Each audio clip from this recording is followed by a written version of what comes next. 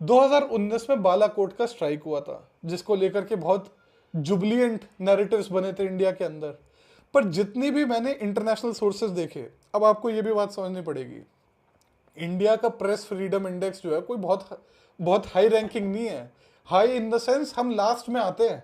हमारा मीडिया कोई फ्री नहीं है, ना ही पाकिस्तान का। Applies equally to both countries.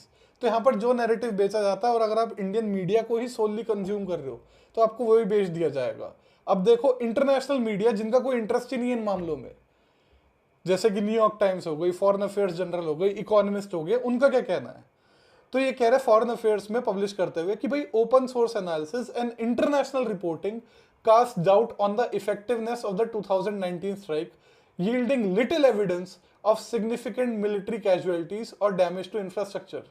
Although the subsequent Pakistani retaliation led to loss of an Indian fighter jet and the capture of its pilot, यहाँ अभिनंदन की बात हो रही है, the crisis de-escalated because of lucky breaks with interventions by foreign powers including the United States helping lower temperatures.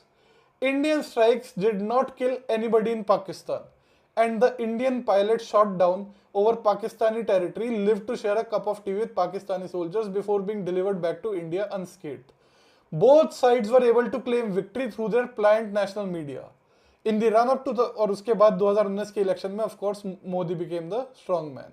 और ये देखो 2023 में यूएस का जो सेक्रेटरी ऑफ स्टेट है माइक पॉम्पेओ, उसने अपनी मेमोयर्स पब्लिश करी जिसमें उसने बोला कि भाई India and Pakistan came perilously close to a nuclear exchange in 2019 February।